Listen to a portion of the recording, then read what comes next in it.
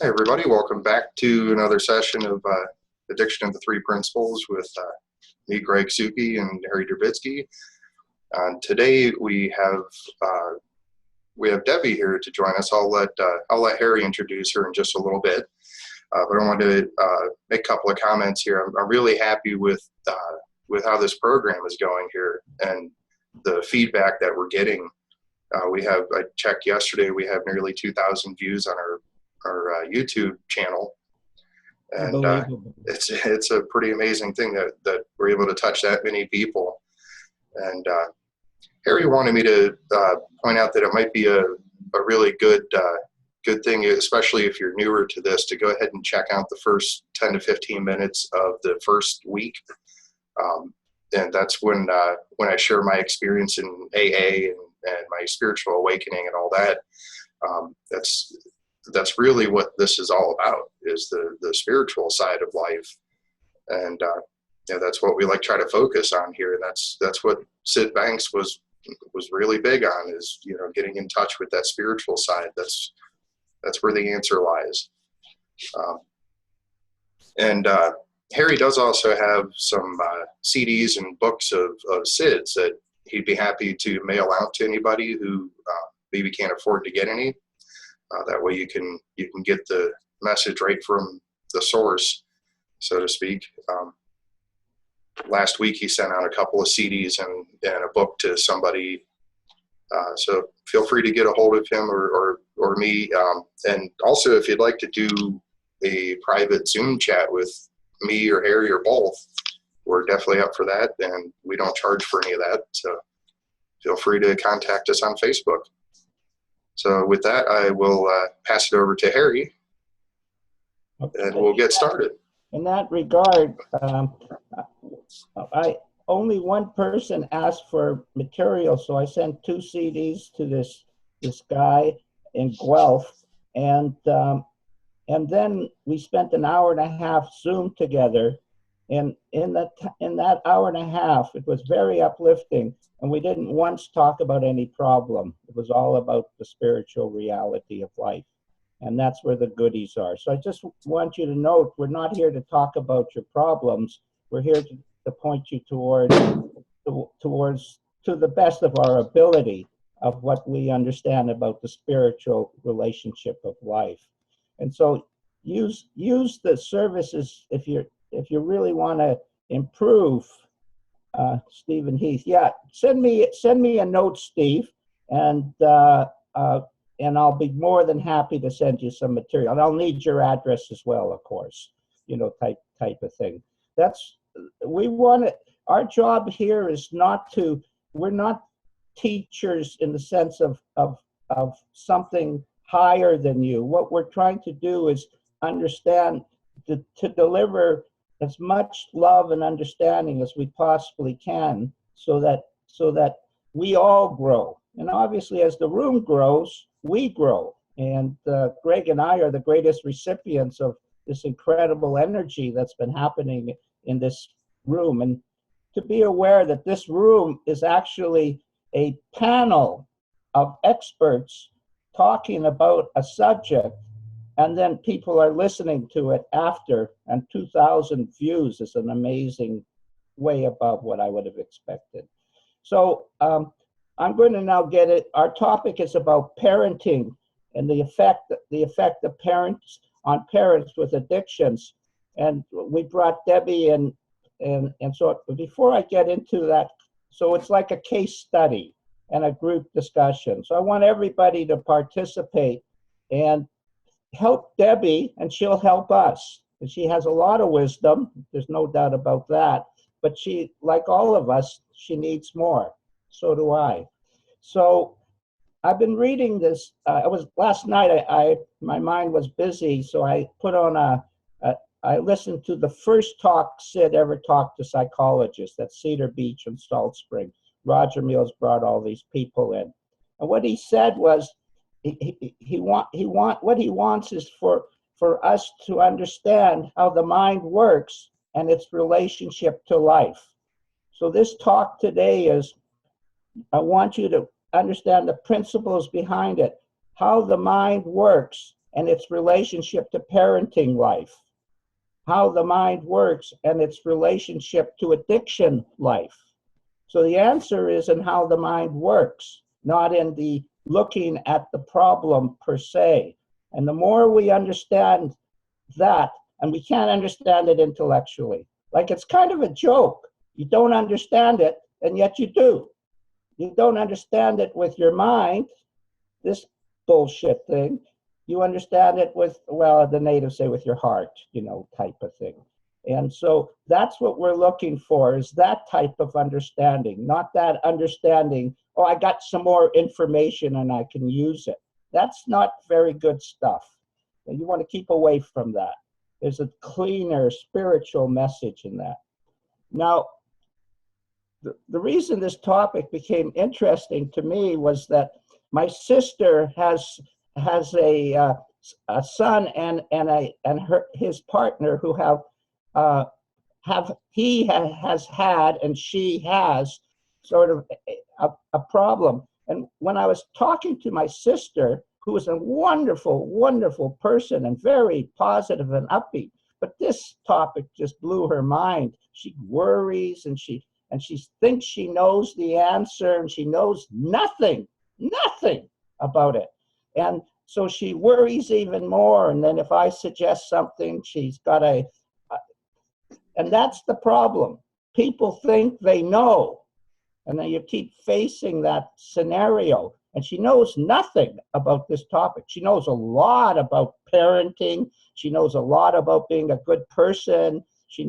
But she knows nothing about how to deal with her son in this and his partner. It just depresses her greatly. And of course, what happens is her mood goes way down. She starts to look about 110 years old. Very attractive woman, by the way. But just, that heavy feeling comes into her because she cares. Her heart really feels wonderful about her kids and stuff. And she's of the three of our siblings, she's got the best family feelings, better than I have. And so it's beautiful to be with her, except in this topic. And then when I met Debbie, she happened to contact me. What struck me with Debbie was how much she cared about her kids. And I don't mean she should care. She cared. And the feelings came out. And as we talked, as she started to see more clearly from a spiritual, psychological, three-principle perspective, you could feel her own insights start to come in regards to her thoughts about this same situation that my sister is in. And she started to cry a little bit, but you could feel the relief. And after that, we did a little bit of mentoring with her. And I just want to mention it. When I did this mentoring, it was free. So just don't get I'm into a big thing of trying to grab a bunch of money type of stuff. And we talked, and she's very, very easy to talk to. And she's very, very soft and caring.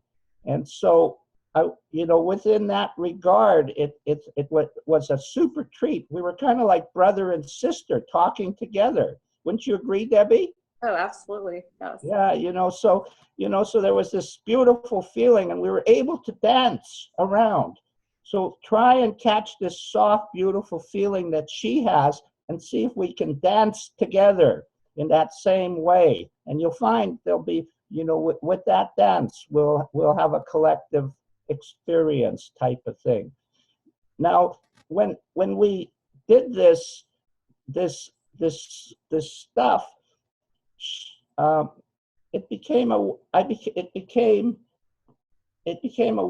became clearer with her connection to her two sons who are alcoholic, one of which is in prison, and as she became clearer about that and her relation, she also got clearer in her business plan of what type of services she wants to offer to people where she can help.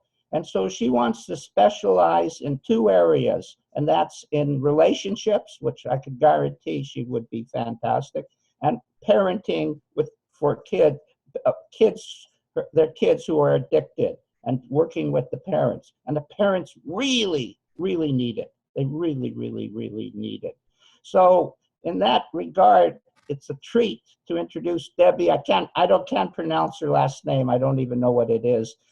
And her company is called Organic Insight. And you could contact her either through the membership list or Googling whatever I just said. So with that regard, I really think we're lucky. This is a case study, guys. This is more like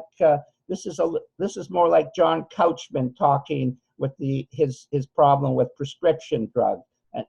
But this is a little bit different in its flavor. So Debbie, with that little introduction, or big introduction, why don't you share us a story? And she has, I've asked her to start with an insight she had about her daughter. Go ahead.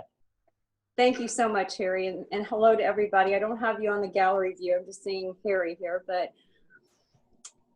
you have made such a difference. I want to thank you personally, Harry, for your friendship and for bringing out what you have within me on seeing that what's right in front of me is what I've been through for many, many years was addiction with my two boys. So I thank you for that, because I do have a lot of knowledge in that area, and I've been through a lot of heartache, a lot of pain, and I've been able to see above that.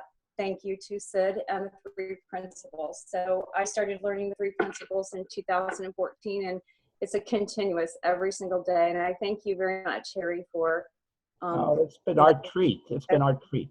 Yes. So we were talking, Harry and I were talking the other day, and I shared with him what was really fresh with me is that not only me on what I've been through with addiction with both of my boys, but also bringing in my 2 girls. I have 2 other girls and 1 stepdaughter. And it seemed like my boys took turns in using. So when one of them were using, I seemed to pull everybody into the drama. And I did this innocently because I felt so much pain that I was looking for an answer. And looking back now, I did it with my husband, everybody. And it's not just parents on what they go through. It's families, what they go through with addiction. So I just wanted to share a little bit about that and what I've seen. So when I was talking to Harry about that, I'm like, it just hit me like a ton of bricks. It's like, it's just not about me. It's about what my children, what I brought them through. So I have many instances where, say I was on vacation with my husband and we got a call that one of my boys were in a bad place.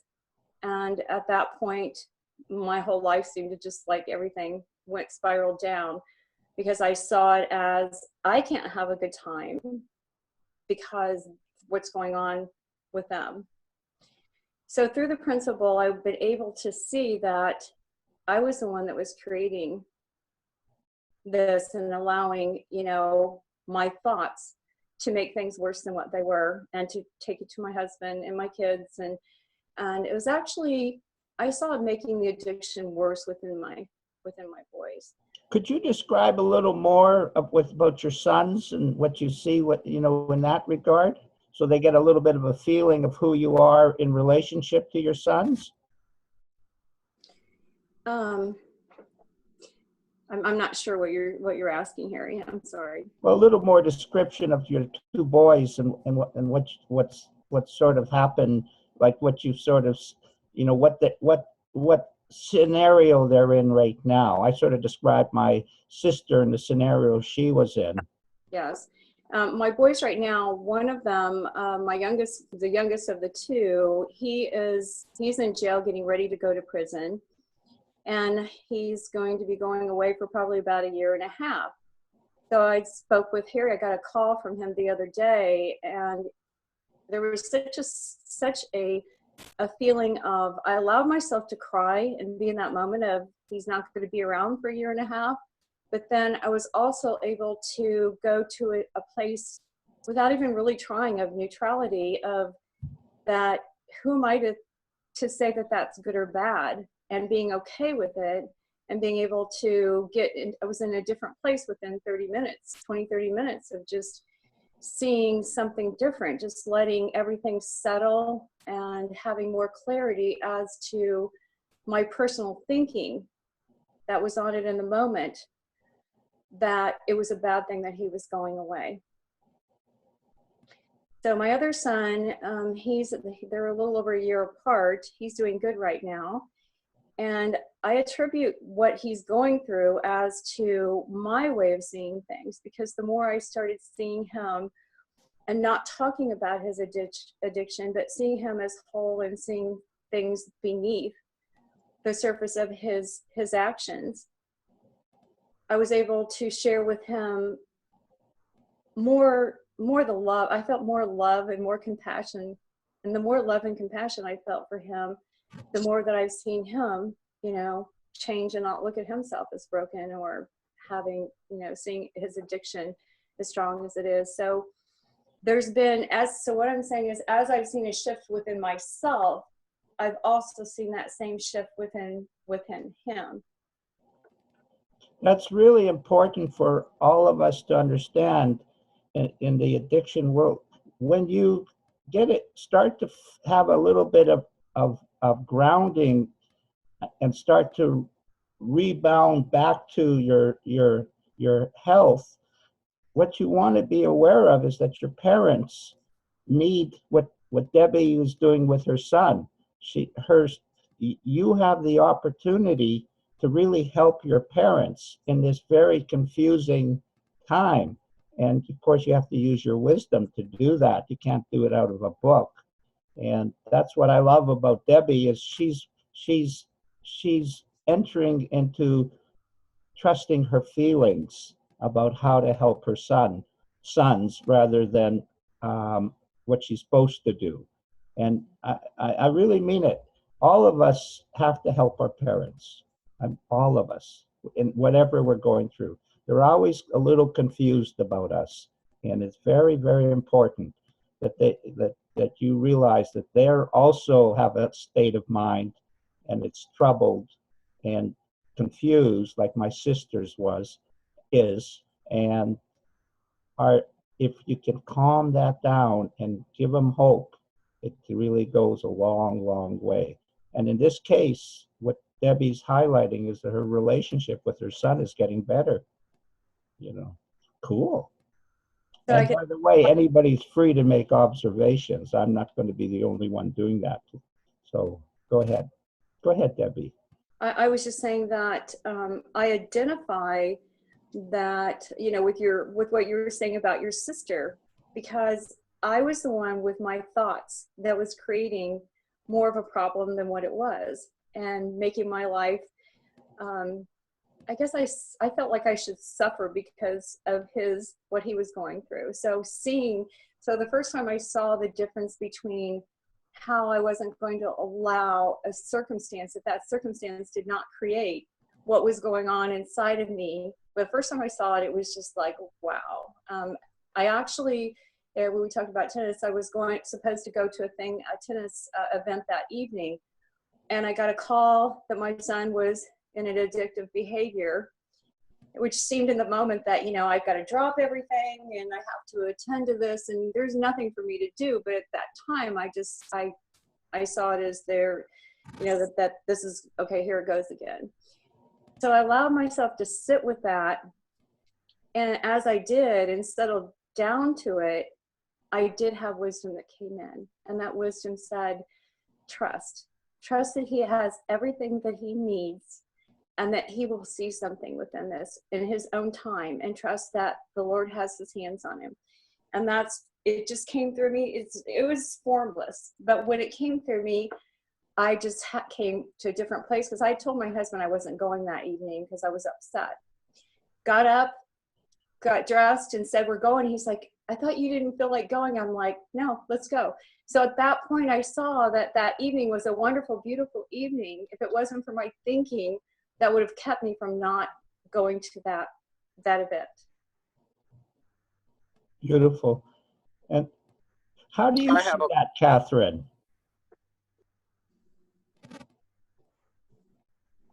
Can't hear you. You have to unmute yourself. Oh, I'm sorry. I just had a question. Oh, let Catherine say a word, and then Tim, you can go ahead. Okay. Yes. Did you ask me, Harry, just to comment, or? Yeah, I did. Yeah. Well, I love what Debbie's pointing to, and as a parent myself, I see the universality in what she's talking about, because until I understand that my happiness isn't dependent on my daughter, we have so many ways we can do this to ourselves. When I get a call, my daughter isn't addicted. I haven't gone through that with her, but I've been a single parent, and she had a really tumultuous relationship with her father, and all kinds of things. All of the things that we go through as parents. And this understanding for me has freed me up to love her unconditionally in a way that I never imagined possible, which means my happiness doesn't depend on her. This is so huge. It's so huge. It removes the expectations that I have for her and her life and her behavior, and it frees her up to live her life from her own wisdom without me projecting my needs onto her. I can't tell you how that's changed my relationship with her. My daughter's 26, and we've been through a lot together. And so I love what you're saying, Debbie. And I think it's universal. I think those of us who are parents can apply the insights that you're talking about, or have our own insights around where we're hooked into our children's behavior, and really believe that we can't be happy unless they, and fill in the blank, are a success, Yes. are healthy, she can't get sick, or I have to be all, so that puts so much pressure on our children. You have to be happy so that I can be happy.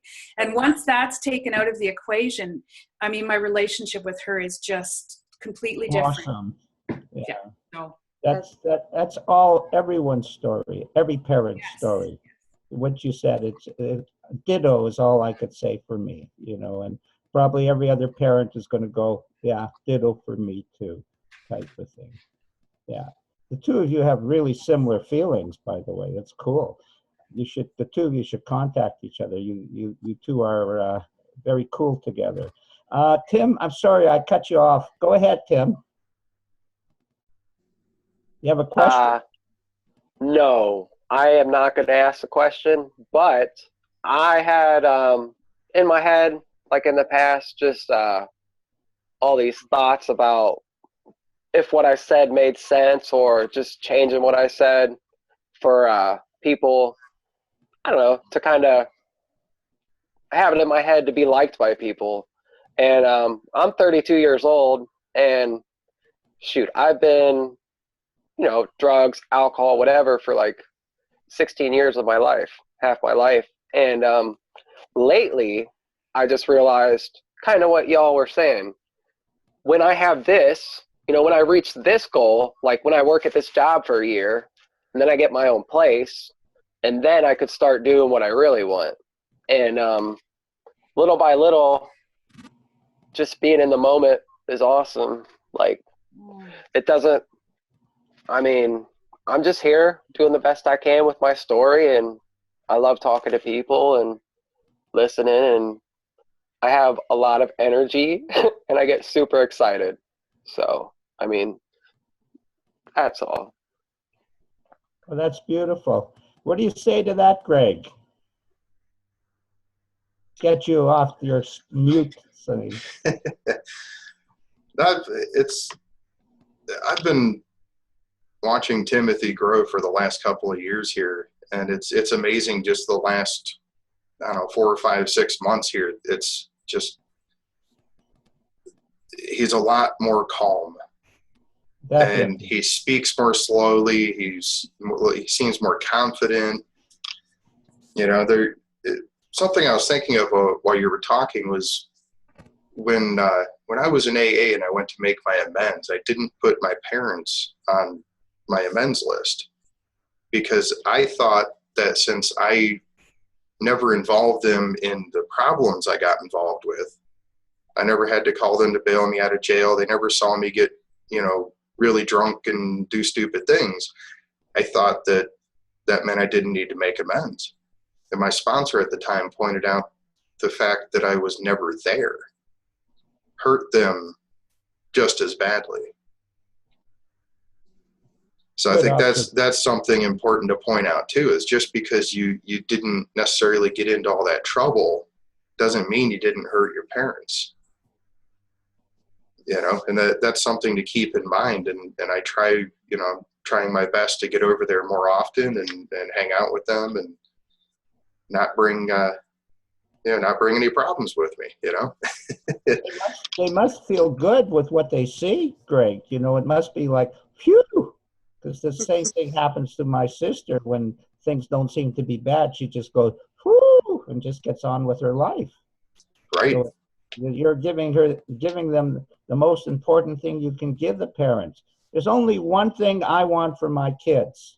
I want a smile. I want them to be happy. If they're happy, I don't care anything of their circumstances. They're happy, I'm happy.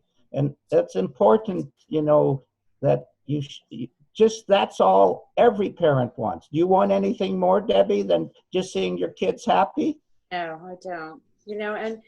And there's something what Catherine had said. I think once we start to see our own personal thinking about our children or whatever's going on with them or friends or a family, that's kind of like the checkpoint when I can feel that kind of feels yucky to kind of put them on a right or wrong perspective or to judge them. And when I start to feel that, I can always feel that connecting to that personal thinking. And that allows me to go into an impersonal neutral state, which is so cool to have nothing on what my kids are doing and their choices, and to love them.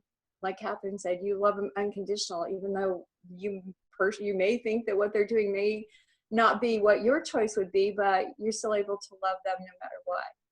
Yeah, you're not interested in their choice. No. That's their business. Right. My kids would come to me and say, I'd like to do this. Will you pay for it? I always had an answer that was very cool. I said, I'll pay for half of it. If they were into it, they'd come up with the other half. They weren't into it. They just wanted a free ride.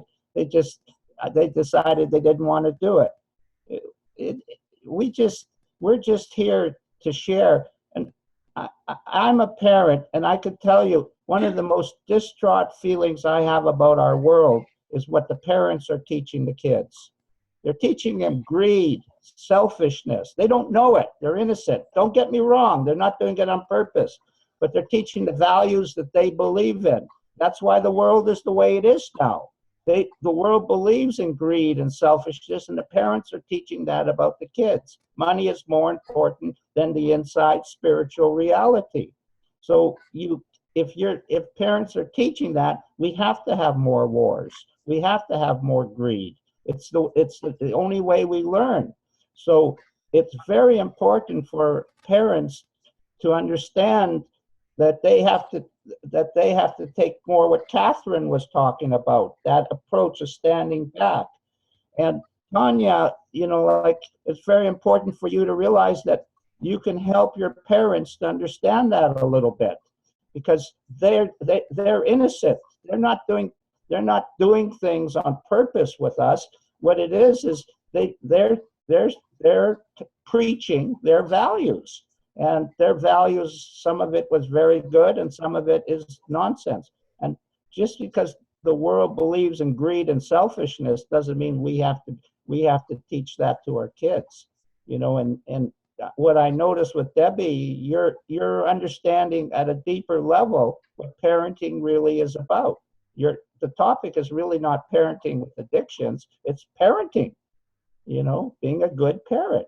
And in our case, being a good daughter and son and so on to the parent. Because when my daughter gives me a smile, I'll tell you, I take it to the bank. That's like precious. And my son, we play together. We play tennis together. He's 29 and I'm 70. But man, he likes that I can beat him. He likes, because there's no competition. We're just having fun, in the game that we're playing. Unfortunately, it's looking like he's starting to get a little bit too good, that I may have to be on the other side of the coin, but that he's still got a year or two to go for that, but I can see it coming. And that's a rotten side of life, I can tell you, really rotten, when your son beats you in tennis. That's can't get worse than that. So, yeah. Anyone else have a comment or question? Your parents, you should be able to have something to say. Stephen, he has his hand up. Oh, sorry. Yep. Or you can go ahead, Tony. We'll get you next, Stephen.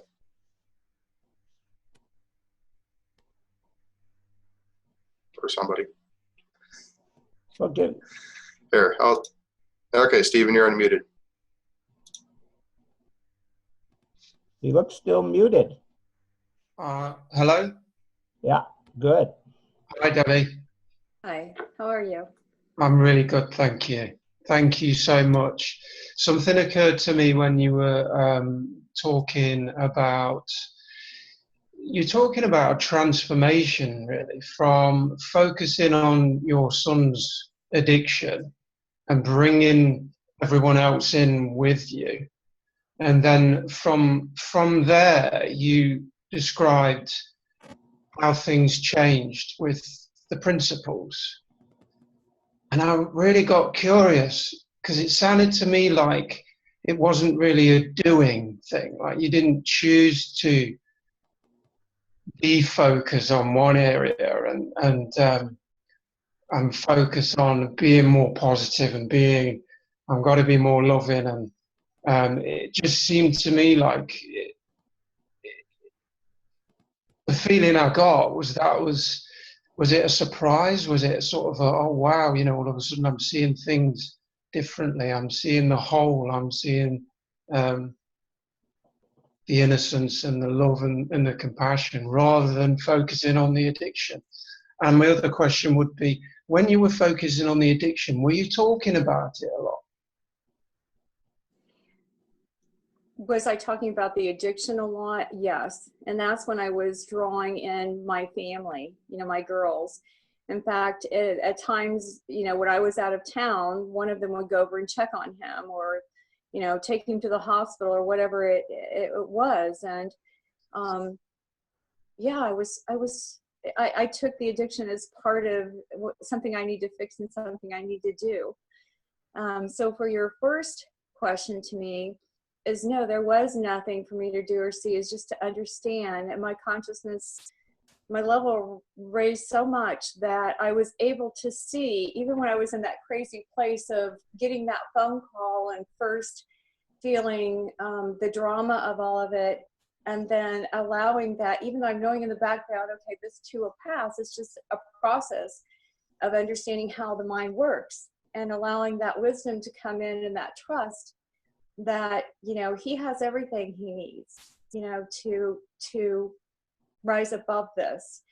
And the more that I could see that he has everything that I have, then we were more on equal thing. There was nothing for me to do.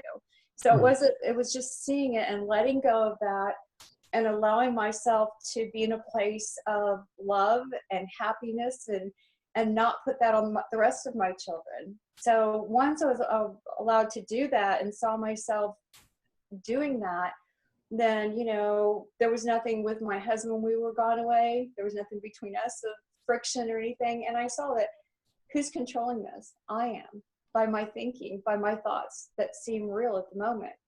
So just through a process of that, I could allow myself to feel maybe some fear, whatever, when I got a phone call that one of them, you know, were not in a good place. But then I also allowed that to see that that was my thinking. I was just having fearful thinking. It wasn't really fear that I was feeling. It was just fearful thinking. So I started seeing the principles deeper and understanding it. Did that answer your question? Yeah, definitely. Let me add something to that.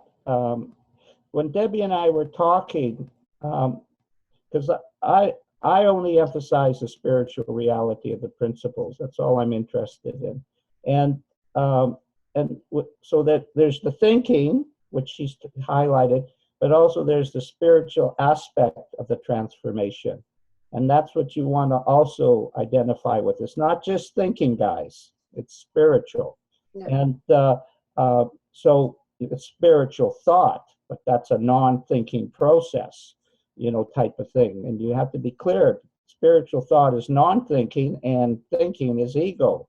So we were talking, Stephen, and she was feeling quite distraught that her son was in prison, going to prison and being in prison. And I said to her, it's spiritual. This is the best place for him to be right now. And all of a sudden she said, actually, he's very settled and he's really going into a positive state. And I think he's going to be able to share quite a bit of what he experienced with his own experiences with the principles with these people. But I've noticed that he's quieted down and he's not having a problem with it. So she saw that it was a spiritual gift, him going to prison, rather than it was a condemnation of her parenting or whatever you want to call it, or other people would, you know, everybody, oh, too bad he's going to prison.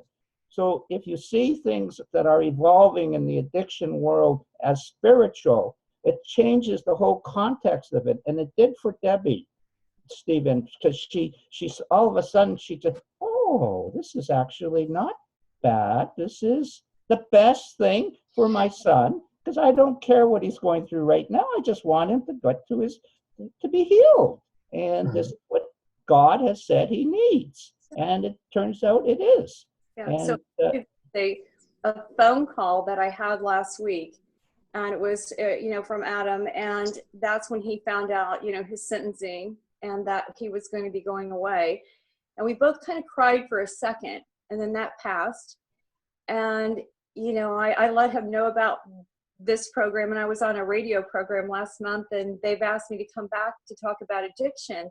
And it's not something that, you know, that I probably would have addressed as much as it's come forth to me through the spiritual end of pointing this out. But we both dropped into this place of, you know, I said, you know, Adam, I said, I feel that you're serving me, because I wouldn't be doing what I'm doing to help others, to share what I know, if it wasn't for, you know, what you're doing. And so in a way, we both caught that he's serving me. And you know, he said, you know, Mom, we've got to look at it like this, because I'm here. And Jeff knows, and I think Greg does too, when I first came on here with Adam, and he knows the principles. He is very spiritual, and I believe he's there for a reason, because he's working on the inside, helping others. So that, I just wanted to put that in there and share that. So, and you see, Stephen, all of a sudden, by her seeing it spiritual, she's learning from the experience and growing. It's actually her who's getting, by seeing it spiritual, she's the one who's getting the blessing and clarity that everybody seems to be talking about, that they want to have in their life. Yeah. And that's very important. These are not problems. These are spiritual events that we need to grow. And you know yourself, and I know myself, that Catherine knows herself. The stuff she went through has made her into who she is now. And Debbie, the same way. And if your feelings are big, of course you're more sensitive, like your feelings. You're sensitive. So of course they're big. Isn't it a blessing to be sensitive? Some people think it isn't, because you get hurt. That's the problem with sensitive. But if you're sensitive, you're also aware. To be aware is very good for all of us. I mean, Sid, as I always said, there's only one reason for going into a low mood: lack of awareness. So it's good to be sensitive. I love that I'm sensitive, but I'm also hard-headed about certain things. In a good way. I mean, hard-headed because the world is a crazy world. Okay. Thank you. Did that answer your question, Stephen? Yeah, definitely. Got a really good feeling going then, so there's a really good feeling in the room, so yeah. Thank you. Awesome. All right, next we have Tony with his hand up. Tony, go ahead. Hi, can you hear me? Yes. Great. So I had quite a painful situation the other week in that with my daughter who's 18. We haven't had a great relationship over the last 4 years, and she lives a long way from London. So it's not only one where we're not communicating. Well, I'm trying to communicate with her via the telephone, but she's not wanted to communicate with me. Anyway, I managed to get a conversation with her the other day when I went to ring her mum, and her mum just put my daughter straight on the phone. And cut a long story short, my daughter kind of just started hitting me with quite a few resentments that she had towards me when I had basically I had on a couple of occasions over the years when I'd gone out and had a drink, I had sent off quite angry and quite self-piteous text messages to my ex-wife about the fact that she's not helped me with my daughter in terms of helping me have a relationship with my daughter. And I've kind of felt like a bit of a stalker, constantly sending messages, trying to get contact. Anyway, when I listened to my daughter's resentments about me the other night on the phone, all I wanted to do was defend myself and sort of talk about the good things that I've done and all the positive things that I've done. And I found it extremely difficult to hear her reality of me without defending myself. And it all kind of went quite badly, really. I got very upset after the conversation and spent quite a long time crying and just felt very frustrated, and listened to one of Sid's talks on separate realities. And I think for the first time, even though I've come up against separate realities all my life, I think for the first time I got this amazing sense of forgiveness towards my own mother, because it's like for the first time in my life, it was like the circle was complete. My mum was an alcoholic, and I spent a lot of time ringing my mum and screaming at my mum about her behaviour as a teenager. And my mum defended herself constantly by blaming me as a child. And I found myself in exactly the same situation. So paradoxically, I feel very upset about my relationship with my daughter because I don't know what to do. But on the other end of the stick, I felt this amazing compassion and love, which I haven't felt, and forgiveness towards my own mum, which I wasn't expecting out of such an upsetting conversation with my daughter. So kind of just, I don't know if anyone's got any advice about how to deal with defending your own reality, or how to just be when someone is very resentful towards you. But as I said, also the positive sign of the fact that horrible experience has given me a feeling of forgiveness towards my mum that I wouldn't have felt, I don't think, unless I'd had that conversation with my daughter. That's it.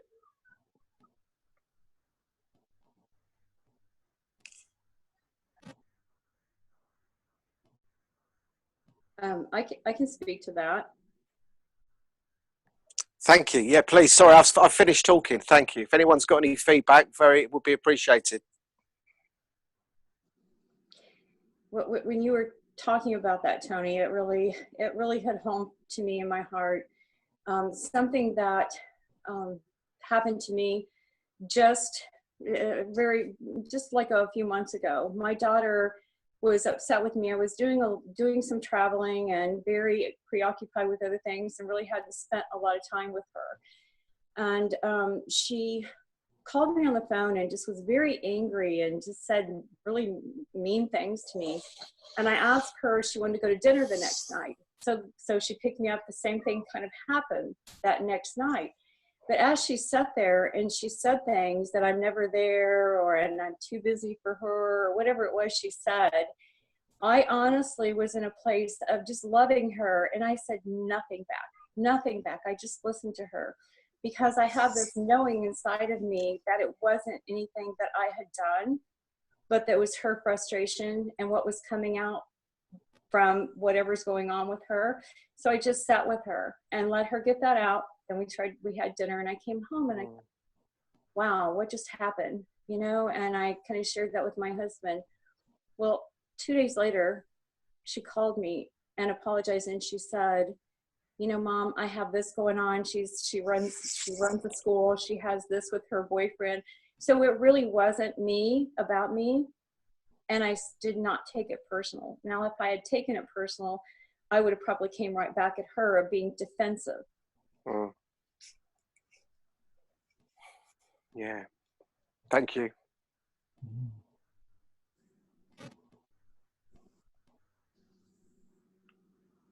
I just wanted to, if I could say something to that as well. I think that the connection that we want is often on the other side of not being defensive when someone else is sharing their experience of us.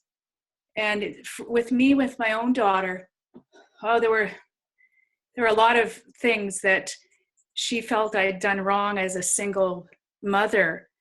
And to have the maturity to understand about separate realities has been a lifesaver again, because because to be able to be present to her while she shared her experience with me and to validate that it was real for her. I did the best I could. I know that in my heart. And I also know that she went through some very difficult times in her life as a young woman. So our relationship changed. We developed a closeness that we hadn't ever had when I was able to hear her experience and know that I wasn't to blame for it. I participated in it as a parent. I did the best I could. And she was able to acknowledge her responsibility when I could hear her and not defend, when I could hear her and know with all of my heart that underneath all of that, we loved each other. And we could get to the love if I could acknowledge her experience. And that gave her the room to take responsibility for her part in it. It's just a beautiful thing when you don't get defensive, when you know that people are having their own experience of life as you are, and you let them have it, and you can acknowledge it and validate it and acknowledge that it's painful. They'll get to the other side of it. Trust. No. Do you know what I mean? The thing is, everything you just said, I agree with, and it's all I ever wanted for my mum. My father's dead now, but my father was also he had a gambling addiction, and as I said, my mum is an alcoholic and addicted to diazepam as well, and I totally and utterly agree with you. All I ever wanted whenever I started basically asking them, for an apology really for how they were with me, was I just wanted for them to just validate my experience, and they would never do it. They would always either blame each other or blame me, but they would never listen ever without becoming defensive. And as I said, for me, obviously I'm giving myself a hard time about this, but because my daughter wants so little to do with me and hasn't, as I said, spoken to me for 2 years, I really feel like I really fucked up, because I had an opportunity to hear her and not be defensive. And of course I was defensive. And even though no one knows how long it's going to be until I have that opportunity again, I really feel like I missed an opportunity, Tony, what Harry said about it being spiritual, it's spiritual. If you cultivate that love and understanding towards her now within your own heart, it will affect her. It will affect her. Trust, the opportunity will come. Do your own work on opening up and your heart to her. Get rid of, and whatever you need to do for that defensiveness not to be there. It will affect her whether you're talking to her or not, because this is, as Harry said, a spiritual reality that we're dealing with, and love and understanding will transform it, and that happens within you. And it will affect her whether you see it now or you see it in a year. If you do that, when you do have the next opportunity, and that's not in your hands, and you don't even have to really worry about that, you will have another opportunity, and it starts right now in your own heart. But that does affect our children, because this is a spiritual reality that we're dealing with. I think you're very right, and I think you've just kind of exposed me there, because I think sometimes I've got a more spiritual feeling around these things, but actually I think really it's much more of an intellectual understanding, and I'm not really, I think that's exactly what I'm struggling from at the moment. I've got an intellectual understanding and a very open, I say I'm very open to having an open heart and to feel that love and to feel those feelings towards my daughter. But my truth is, I'm really angry in my heart. That's my truth. I'm really angry. And I don't know, I don't know how to, it feels so painful to let go of all that anger. It feels like they're all going to get away with it. You know what I mean? Like my ex-wife, all the years I've missed of my daughter and everything. I mean, I have a part in it, but my ex-wife does too. And it's like I get to be the villain of the piece, and I don't mind being a bit of a villain in it, but I don't want to. The fear of it all being my fault is just can't seem to see through that. At the moment, for some reason, I've never been able to see through it. So yeah. Any thoughts on that? So Tony, what I agree with what Catherine was saying, and you did say it very well, Catherine, and I saw within myself is the transformation, and for transformation to happen, it is a spiritual.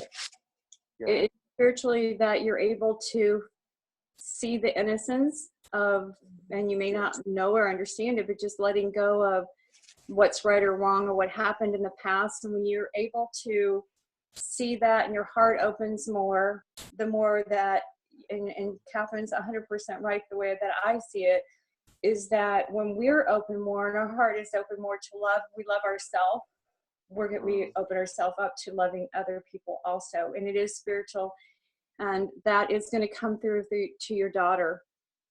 But how do you do that? I believe it was a transformation. I would think it was like letting my truth out, letting my anger, seeing what anger really was, that it was just a thought that I had from the past.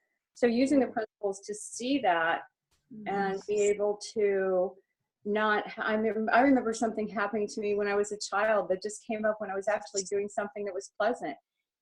And I did nothing. So it wasn't something that I actually tried to do. It just, that thought came through, and I saw the innocence of a spanking that my dad gave me with a belt years ago.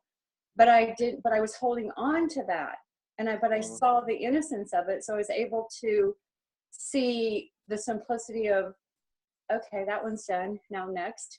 So it was a process of just being able to love everybody and see the innocence and anything that was anger. And Tony, just sit with it. The answer will come. Yeah, but I've been sitting with it for about 10 years, Harry, so I hear you, mate. You have a new perspective now because these two ladies have been sharing really beautiful feelings with you, and you've been absorbing it. So now you've already experienced what the wisdom they've been pointing towards. And you wait. The wisdom is in you. I promise you, if you just don't stir it up, it will come in a quiet moment of reflection. And it's there, Tony. Listen to it, the two women. When you finish with this, go back and listen to what these two women have been guiding you towards. And I guarantee you'll just sit with yourself, and it will pop through when you're having a cup of coffee. Okay, thanks, Harry. Thanks as well, Or a ladies. Thanks cup for your of help. tea if you're English. Yeah. Cup of tea. Yeah. All the best to you, Tony, to you and your Thank daughter. you. I know that Thank you. you have that loving intention in your heart. That's going to take you all the way with your relationship with your daughter. Trust. Thank you. Girls want their daddies in their life. Trust me, if you have that intention for her, it'll come together, and the connection that you'll have, Tony, will make up for any lost time. Okay, thank you. And daddies want their Yes. daughters in their life. Mm, Every daddy, including this one. Yeah. mm. That was just beautiful. It was. Yeah, this, what we're always talking about here and what we're always pointing at is nothing we can force. It's nothing we can make happen. It's nothing a book will give us. It's nothing a video will give us. But a book or a video may help point us toward it. And if we stop looking for the intellectual side of it and just let it sink in and just look for that deeper feeling, that space within each of us that's always healthy, always well. It can't be harmed by anything outside of us. It's there. I can personally attest to that. The past, 6 weeks or so has really been a big test for me. And what it's really done is just make it that much more obvious that there is a place inside of each one of us that is always well. It's always perfect. It's always whole. It's just relax into this. Just relax. It's nothing you really have to do. You're already there. It's more of a letting go. It's a letting go of the old ideas, the old habitual thought patterns, the old, stubbornness and ego and all that stuff that society tells us is important. Let it go. Even if just for a brief moment. And it gives a chance for that wisdom to come in. And that wisdom will never guide you wrong. Ever.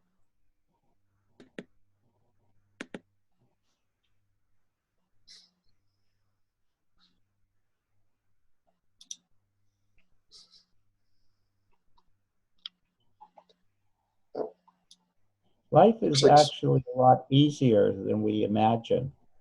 That's one of the things that have been hitting me lately. I didn't realize quite how much I've been complicating it.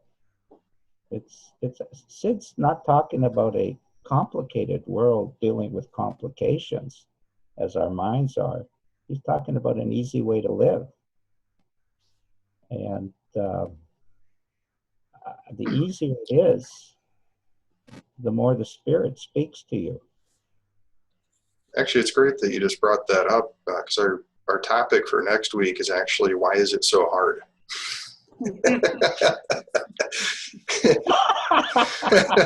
So that's perfect. Stephen, did you have another question? I saw you had your hand raised there for a minute. Yeah, I did. I raised my hand and then lowered it and then raised it again. So it's up again now, and I'm back in the room. Yeah, Tony, when you shared what you shared, like, I saw a similarity in what when Debbie was sharing her story, and there's this sort of unexpected appearance of, in your case, Tony, forgiveness for your mum, and that really came through for me, and it just made me. There's something in there, and Tony, just to understand that arrived, and you didn't have to do anything. You didn't have to think about that. And actually, it occurred to me that, it's obviously been going on for you for 10 years, you were saying. It's like that forgiveness right there, that feeling, what it felt to me like, it just made me want to say, like, out loud, like, that's it.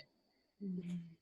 That is it. That right there is it. And you know what, buddy? If you can like, and it's not a doing. It's not a doing. You've had that feeling, and that feeling of forgiveness that you felt for your mum is totally there for you to forgive yourself too.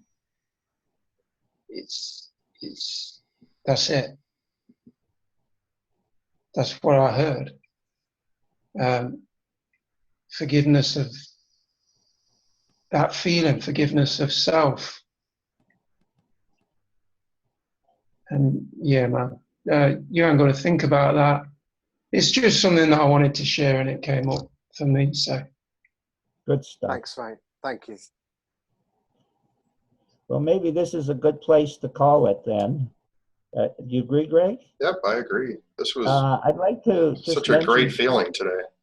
Oh yeah, it was wonderful. Thank you, ladies, and You. you know, the bookend ladies were very beautiful. I just want to mention that we have some guest speakers coming, and in 2 weeks we have Kathy Casey coming on. She's speaking in London with regards to addiction and a lot of other stuff. And then Jeff has got Jacqueline Hollows at the end of the month. She's speaking also in London on Beyond Recovery, and I'm bringing in all the her results in there. I'm looking forward to that. And then I've asked Dr. Bill Pettit to come and join us in June, type of thing. And but as you can see today, it's as beautiful with, like, Debbie's a guest, but she's also a participant. And I really want to thank everybody for an incredible feeling today. It was really beautiful. And also thank you, Greg, for the little comment you made. I really appreciate that. It was dead on, dead on. Yeah, this was a wonderful call. Well, I want to stress to everybody, do not hesitate to get a hold of somebody if you have a question. You'd be surprised just how available people are. You'd be surprised some of the, you know, big name people that I've been able to talk to just by asking. Reach out. If you're struggling, reach out. You never know which person might say that one word that finally gets you to look at that, the truth. So I'm going to go ahead and unmute everybody so we can all say goodbye, and we'll see you all next week. Again, I know Debbie and Catherine will, because they'll want to hear what they have to say. It's always different the second time. Oh, yeah, we do have a question. Where do we find the recordings? They're on YouTube. The channel is called Hope for Addiction Using the Three Principles. And there's a link. We have a Facebook group called Addiction, Alcoholism, and the Three Principles. There's a link to the YouTube videos from there. Is so there? I haven't seen that. I'm pretty sure I included it. If I didn't, I'll put it on there. Yeah. But the channel should be on there. If not, there's links still in that group for previous videos. If you click on any of those, it'll take you to the channel and you can subscribe. And if you subscribe, you'll automatically get any updates, anything that we upload. And like Greg says, we've had over 2,000 video views. Unbelievable, guys. So this is just a piece of what we're sharing. It's just fantastic. And you can see we're all presenters. You know, I'm a big mouth talker, but we're all presenters. And thank you, Debbie. That was honestly very, very beautiful. And Catherine, you two were both. You two should definitely get together and chit chat. I mean it. You two have very, very beautiful feelings. You'll grow a lot by sharing with each other. Yeah, I mean, it's something special you two have. Very, very. I'd be happy to connect. Thank you very much, Debbie. Beautiful to hear your experience. Really, really. Wasn't that nice, guys, to hear you? A real human being there. Did you have any final words of wisdom, Debbie? You know, the only thing that came to me is that I've seen a lot on control, and maybe if we kind of look a little bit more in that direction, when I see myself trying to make things happen or whatever, and letting go of that control or trying to fix anything, that's when I'm able to be in a better place, and the wisdom does guide me to the next step. Not what I want. It's not always what I want, but letting that's shown me. So that's the only other thing I can leave with that I see. And Tony, we should Zoom together, eh? I'd love to have a little chit chat with you. Yeah, thank you, Harry. Yeah. All right. Well, I'm going to stop the recording now. If anybody wants to hang out and chat, that's fine. But Well, hi, Chris. see you all Nice next to week. see you.